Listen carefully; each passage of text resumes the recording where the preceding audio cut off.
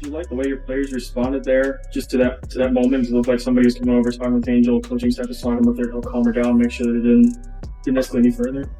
Yeah, I think that it's a little misrepresentation to calm her down. I think emotions were high on both sides, and so I think Angel reacted in a way that any of us would react in a moment like that. Angel Reese was benched on live television, and this wasn't a routine give the starter a breather move. This was the kind of decision that makes you pause and question the coach. But Angel didn't sulk or shut down. Instead, she flipped the script.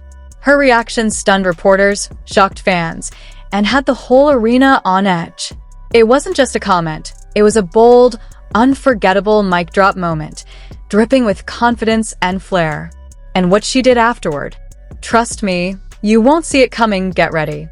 Caitlin Clark and Indiana Fever is currently putting the beats on the Chicago sky. And I'm telling you right now, Angel Reese is furious because she wants to make it her business to beat Caitlin Clark this year. And I'm telling you right now, Angel Reese was benched on live television.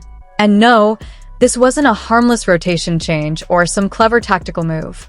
This was the basketball version of being told to sit down and reevaluate your entire existence. But let's be clear, this wasn't your average sideline moment.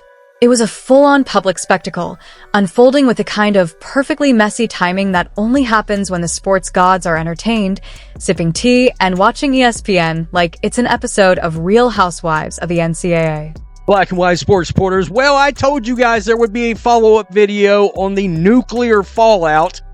That's exactly what it's been. Over the take foul, as Caitlin Clark is calling it, and that's a great way to say it. It was a take foul. She was trying to prevent a wide-open layup, although one could argue that she might have missed it anyway, on Angel Reese, and then Angel Reese went absolutely, utterly berserk. So, what set off the downfall of Queen Ree? Nothing major, just a burst of pure, unfiltered rage, unleashed like a Marvel supervillain with no script and zero chill. Because Caitlin Clark, yes, that Caitlin Clark, the one whose shooting range feels like it stretches from Iowa to Saturn, committed a foul. Not a technical, not a flagrant, just a standard, everyday whistle. The kind you see a dozen times a quarter, when legs are burning, tempers are flaring, and elbows are swinging like they've been tossed into a blender. You got this little white girl and Caitlin Clark out here busting that flat out, bro, triple dub. And I don't want to hear none of that stat padding stuff, bro. She had a triple double, and that's just the facts, man. That's just the facts. So I see a lot of people saying, "Oh, she fouled her hard, bro. It was a malicious play." Man, that wasn't no malicious play. This is a malicious play. Check it out.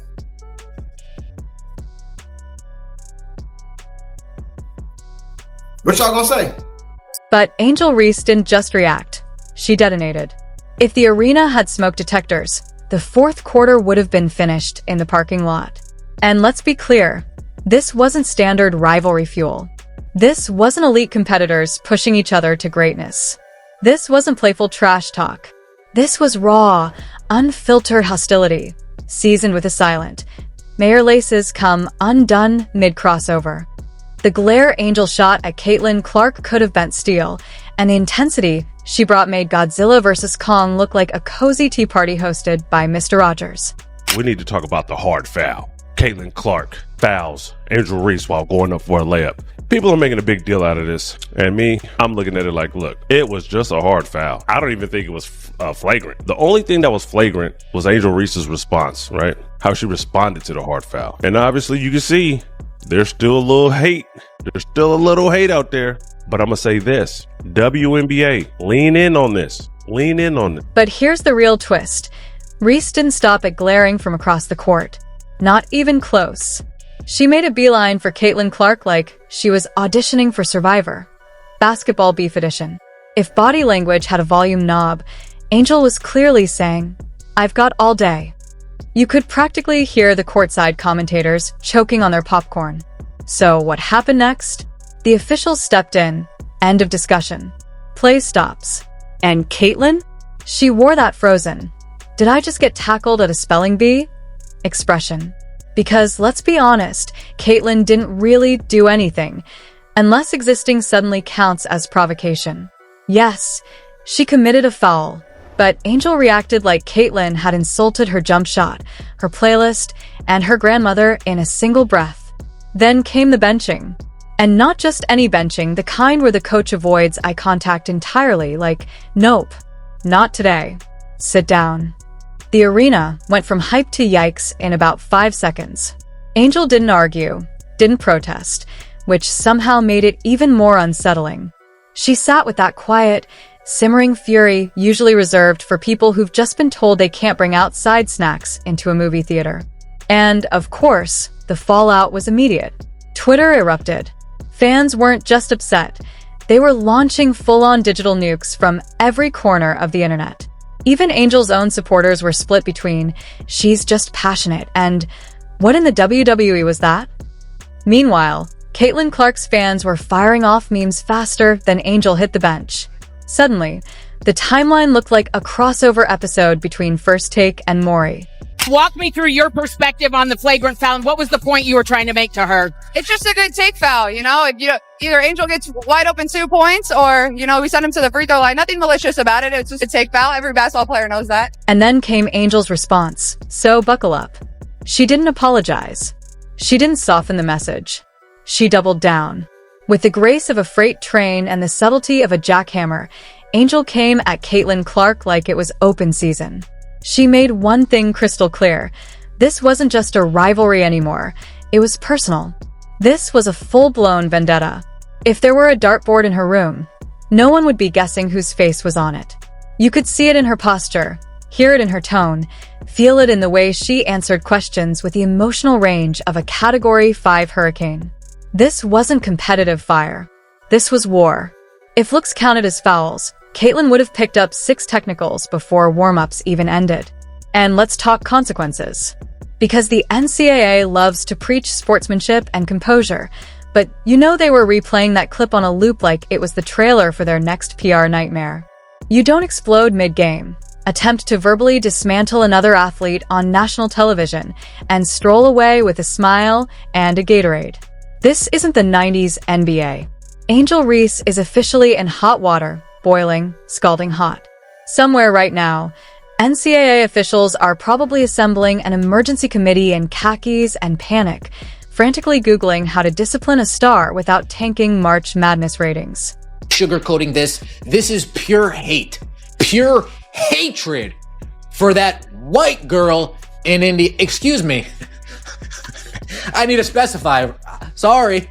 The one that wears 22 in Indiana. Her coach looked like a man slowly realizing that coaching Angel Reese might require a degree in conflict resolution and a minor in professional babysitting. The post-game press conference had the exact vibe of someone trying to explain their browser history to their spouse. Forced smiles, deep sighs, and the classic escape hatch. We'll handle it internally. Translation: I have no idea what she's going to do next, and I'm secretly hoping the league steps in before I have to. Meanwhile, fans were having a full-on existential crisis. One half was yelling, "She's just passionate." The other half was Googling, "Can a player get ejected for excessive side-eye?" And the rest? They were simply here for the chaos, popcorn ready, watching the WNBA briefly morph into a reality show starring drama queens in sneakers. And let's be honest, this wasn't Angel Reese's first emotional fireworks display. She's been turning court appearances into full-blown soap operas since her NCAA days. She doesn't just play with passion. She plays like someone found her diary and blasted it on the Jumbotron. But this was different. This was DEFCON 1 with a ponytail. Full table flip energy. WWE Royal Rumble vibes in a league that technically has officials and rules. She stormed the court like someone had just spoiled the ending of her favorite show. And no, this wasn't competitive fire. This was cartoon villain-level theatrics. If she'd pulled out a steel chair, no one would have blinked. The only thing missing was a theme song and a fog machine. Caitlin Clark said, "No layups in my house," and sent Angel Reese flying like it was a Southwest commercial. That flop had Academy Award winner written all over it. But the refs really looked at that and said, "Yep, That's definitely murder, and gave Caitlyn a flagrant like she pulled a knife out mid-play. And Angel tried to run up on her and said, "You're crazy as fuck, what the fuck are you doing?" And Caitlyn's all like, "This is just basketball. It's either a layup or free throws. Pick one." It's just a good take foul, you know? If either Angel gets wide open 2 points or, we send him to the free throw line. Nothing malicious about it. It's just a good take foul. Every basketball player knows that. And just like that, Caitlyn Clark dropped a triple-double, won by 35. While Angel Reese sat on the bench, Caitlin Clark kept scoring like nothing was happening. One star unraveled. The other stayed locked in. Analysts, fans, and social media immediately took sides, but the takeaway was simple. The moment belonged to Clark. Reese's talent wasn't in question. Her composure was. In a game that could have elevated both players, the spotlight instead landed on a meltdown, and the memes won. Passion without control doesn't make headlines for the right reasons, and this time, it cost Angel Reese the night.